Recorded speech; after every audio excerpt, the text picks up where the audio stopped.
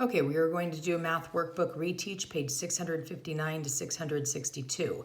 Now, what I'm going to do, because you're working from home here, is I'm going to go through this. I'm going to explain this, each problem, then I'm going to have you pause it. I want you to do it, and then unpause it, and I'm going to correct it for you. Now, if you choose to just go through and let me show you what to write in each section, you are definitely cheating yourself, and you're going to be confused on the test. So I hope that you choose to pause it, do the work, and then push, play again and get your corrections and make any corrections that you need to make. That's going to be the way that you're going to learn the most out of this. And that's who that is for you to learn. Okay. So let's take a look at set A. Okay. One way to divide a whole is into fourths. So we take this big box here. Okay. And we divide it into 4 equal parts. Okay, we don't worry about, well, there's 1, 2, 3, 4, 5, 6, 7, that there's 4 groups of 4, there's 16 in here. It's just, the grid is showing us how many boxes should be in there so that we know it's equal. So since each of the 4 parts have the same area or the same number of boxes in each side, they count as 1/4 of the whole. So our denominator is the number of parts total, and then we want into 1/4, like a unit fraction. They want to know what is 1/4, okay? The unit fraction represents one of the equal parts, 1/4. So over here, you have 3 different problems. The first one says, divide this into 6 equal parts. Now, do not try to go 1, 2, 3, 4, 5, 6. You're going to run out of parts. So each part in here, if you have 1, 2, 3, 4, 5, 6 times 2, you have 12 total squares. So if you're going to take 12 and divide it into 6 equal parts, each part needs 2 squares. Okay? Then over here, you want to divide this into 2 equal parts. You have 1, 2, 3, 4, 5, 6, 7, 8, 9, 10, 11, 12. So now you have 12 dividing into 2 equal parts, so each part needs 6 boxes in it. They are not going to look exactly the same, because there's no way to do that. So, but as long as each part has 6 boxes, you're fine. That means that the parts are equal fractions. They each have the same amount. Martin divides a shape into 3 equal parts. What unit fraction can he represent? Can he write to represent one part? You don't need to draw the fraction. You just need to write a unit fraction. So I want you to pause it and do these 3, and then unpause it, play it again, and I'll show you the answers for it. Okay? Pause it. You better pause it. Okay, good.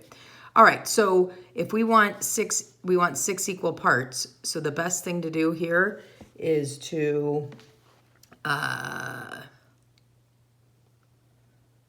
we want 6 equal parts. 1, 2. Okay, there's 2 different ways you can do it. You could just draw lines like this.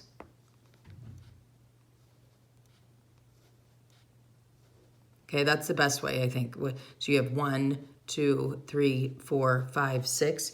You could have also, let's see, I'm going to make a separate one here, over here. You could have also done this. You could have divided it here, and then you could have divided it into this part and this part. So that you basically had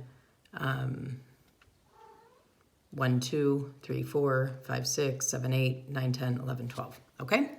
Over here, you need 6 in each part. So the easiest way, I think, for me would have been to do like this, that you're going to have 6 here and 6 here. But if you did it a different way, as long as there's 6 over here and 6 over here, that's fine. Okay? And then if your unit fraction, if he has 3 equal parts, a unit fraction is always one of those. Okay? So that would be 1/3. All right, let's take a look at B. What fraction of this rectangle is shaded? Okay, our denominator is always the total number of parts, which is 8, and the number of shading is 6/8. So over here, I want you, 6/8. Okay, over here, write the unit fraction that represents each part of the whole. Then write the number of shaded parts. Then write a fraction for the whole that is shaded. Next, write the fraction. Next, write the number of shaded parts. Then write the fraction of the whole that shades. Okay, so what you're doing is you're writing a unit fraction. Then you're writing the total number of shaded parts and then writing the fraction of the whole. You know what? Take this part out. Okay, take that part out right there. Okay, so write a unit fraction. We're going to do number 1 together. A unit fraction, any one of these would be considered, there's 3 parts total, and the unit fraction would be 1/3. Okay, now write a fraction for the whole that was shaded. That would also be 1/3 because we have 3 parts total and 1. Okay, over here, I want you to write, I'm going to do number 2 with you because this one was the same. Okay, unit fraction, we got 1, 2, 3, 4, 5, 6. So our unit fraction would be 1/6. And then you need to write the shaded part. Okay, which is again, it should have the same exact denominator, but you're gonna have 1, 2, 3, 4, 5, 6 shaded, okay? Okay, I want you to pause it and I want you to do these 2. Okay, so what you should have done, a unit fraction, we have 1, 2, 3, 4. So our unit fraction would be 1/4, and then the number of shaded parts, of course, is still gonna be 4, and we have 3/4 shaded.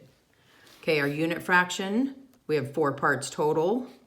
So 1/4, and then our shaded parts is 2/4.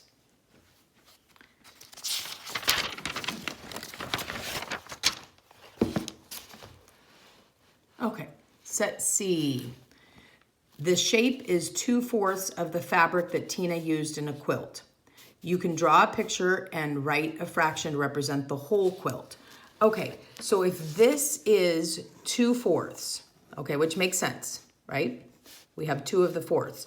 Then they want to see the whole quilt, which would mean we need 4/4. So this was the original 2/4, and we're going to have to draw 2 more 4ths in order to have 4/4, okay? So this one over here is 1/4. I want you to draw the shape that's going to show 4/4. This is 1, so you're going to have to draw 2, 3, 4, okay? Now this one is a little trickier when they do this. This is 3/8. Well, you have this big chunk. You need to make it into 3 parts, right? So you can really say, okay, this is now 3/8. So if 8/8 is the total that you want, you still need to draw 5 more, right? You have 1, 2, 3, but you need 4, 5, 6, 7, 8. Okay, pause it. Okay, so what you should have done, if this is 1/4, okay, this would be about 2/4.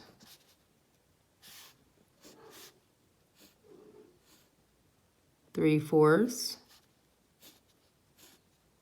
and 4/4, okay?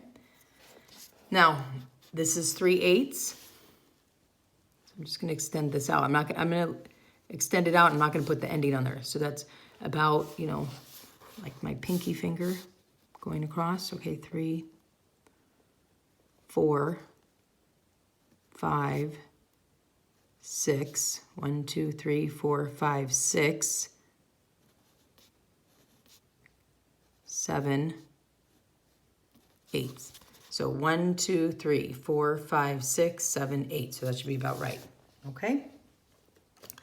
All right, D. You can show fractions on a number line. The fraction 5, 6 is labeled. What are the missing fractions? Okay, so this should be, they are all going to have a denominator of 6. Of course, this is going to be 6, 6 because it's one whole. So it should be 1, 6, 2, 6. 3, 6, 4, 6. Okay, so over here, okay, you have 4ths, so label what this should be, and then fill in the other 2. Okay, this is 8ths, so label what this should be and fill in all the other ones. Divide the number line into 3 equal parts and mark 2/3. Okay, 3 equal parts means 2 lines. First thing you need to do is label this, use your denominator, and then draw 2 more lines and fill it in. Okay, I want you to pause it. Okay, so this is 4/4. This should be 1/4, 2/4, 3/4. Okay, this one is 8/8. Okay, these are all going to have a denominator of 8 because there's 8 equal parts total. Okay, we got 1/8, 2/8, 3/8, 4/8, 5/8, 6/8, 7/8, and that's 8/8. Okay, this is 3/3, 3 parts, 2 lines. Everything's gonna have a denominator of 3, 1/3, 2/3. Okay. E. Okay, number lines can have fractions greater than 1. Yes, they can. Okay, first thing we need to do, whole number 1 is 3/3. Whole number 2 is 6/3. Whole number 3 is 9/3, okay? And then we can fill in the other ones. Remember that a numerator increases by 1 because each part of the number line is 1 more than the unit fraction. Okay, this number line is equal lengths. Mark the missing fractions. First thing you need to do is what?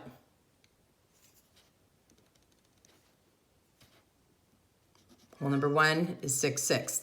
Then you should be able to fill in the others, okay? Divide the number line into fourths, okay? So that means 4 parts, 3 lines. So in between each whole number, you need 3 lines.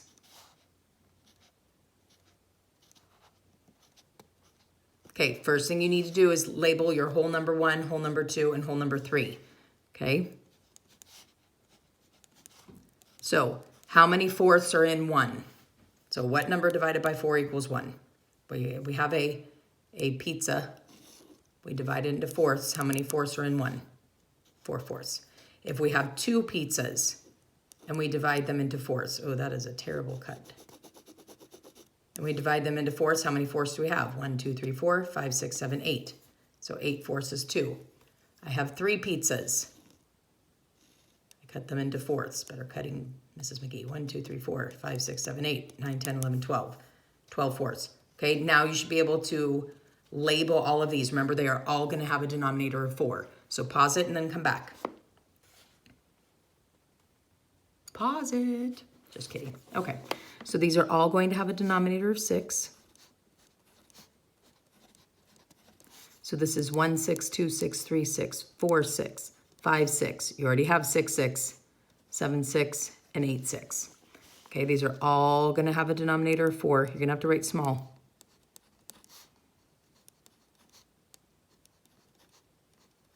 You should have 3 in between each one of these. Okay, so 1/4, 2/4, 3/4. You have your 4/4. 5/4, 6/4, 7/4. You have your 8/4. 9/4, 10/4, 11/4, and you have your 12/4. Okay, let's take a look at F. You can use a line plot to show data such as lengths measured to the nearest ½ inch. Steps to make a line plot. Draw a number line and choose a scale. The scale should show the data values from the least to the greatest, okay, which we do up here, okay. And write a title, lengths of Lily's ribbons. Good job, Lily. And then mark a dot for each value. So here we had 5.5. There's 1 dot for 5.5. 4, there's 1 dot for 4. Another one for 5.5. 1 for 4.5. And 1 for 4 3/4, okay? 1, 2, 3, 4, 5, 1, 2, 3, 4, 5. So we're in good shape. Okay, so over here, you have 1, 2, 3, 4, 5, 10 different lengths. Now, to draw your line plot, draw a line, giving yourself enough room to write underneath. You need to figure out what's your smallest number and what's your biggest number, okay? So I see 2.5. And I see 4. So I'm going to start by labeling 2, 3, and 4, okay? Now, we can see that these are all fourths, because even the halves are considered fourth, okay? Go ahead and write this as 2 2/4, okay? Because that's what a half is 2/4, okay?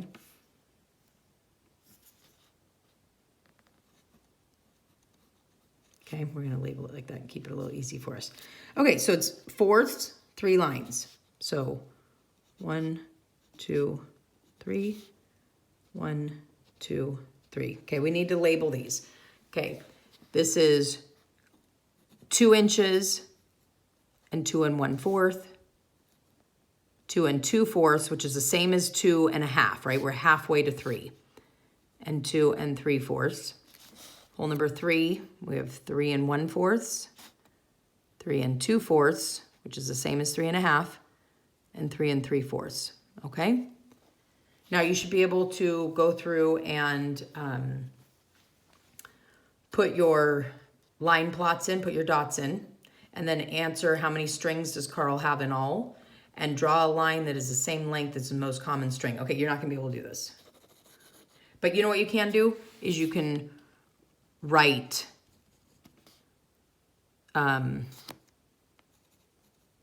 what was most common string length.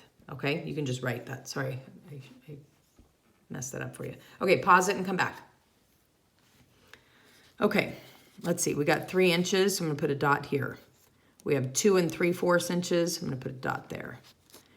2 2/4, which is the same as 2 1/2, right? Here's 2 3, 2 2/4 right in the middle of that. 2 1/2 again. 4 inches. 2 1/2 again. I think I have our answer for what was the most common. 3 1/4. 3 3/4. 3 3/4. And 3. Okay, so how many strings does he have in all? 1, 2, 3, 4, 5, 6, 7, 8, 9, 10. And you should have known that. I mean, that should match how many you have up here. What was the most common would be the one that has the most dots, and that would be 2. You could write it as 2 1/2, or you could write it as 2 2/4. They mean the same thing. Think of it like if we have a pizza, we cut it in fourths, and we eat 2/4. We've eaten half the pizza, right? So you see 2/4 is the same. And if you look at it, 2 is half of 4. So if we have 4 pieces, and we eat 2 of them, we've eaten half of what we have. So 2/4 is the same as 1/2. Okay, let's take a look here. Okay, you can measure the different lengths. Well, no, we really can't, but let's see.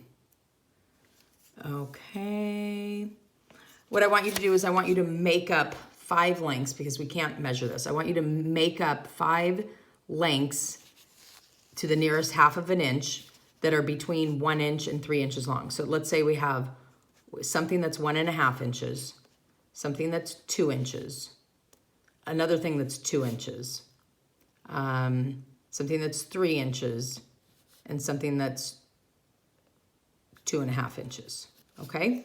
And I want you to draw a line plot, and you're gonna have 1 and 3. Obviously you need to have 2 in there as well, but you have a line plot, okay?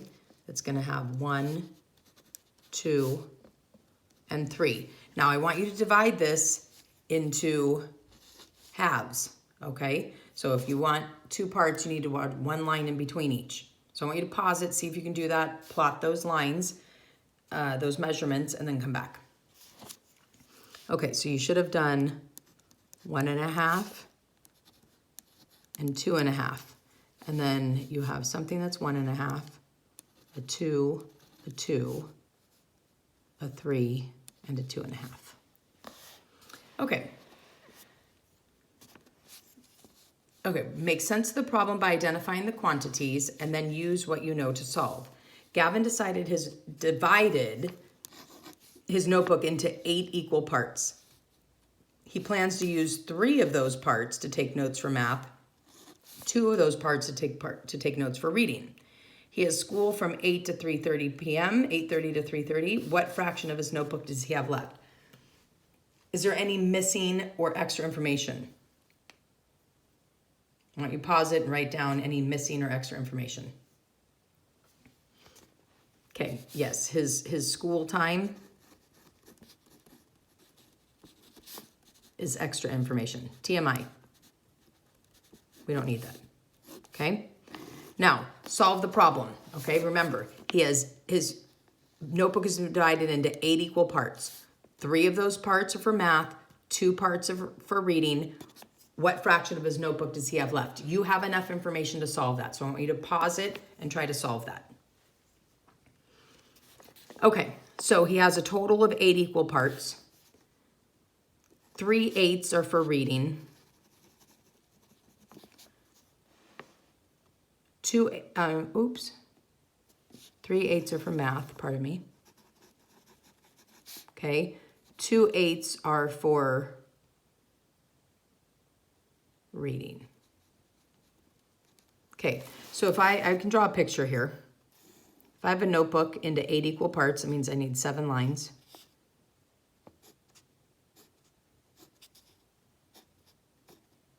Okay, this is math, math, math, reading, reading. So how many parts do I have left? Should be 3/8, right? I have 3 parts left out of 8. So what fraction do I have left? Would be 3/8.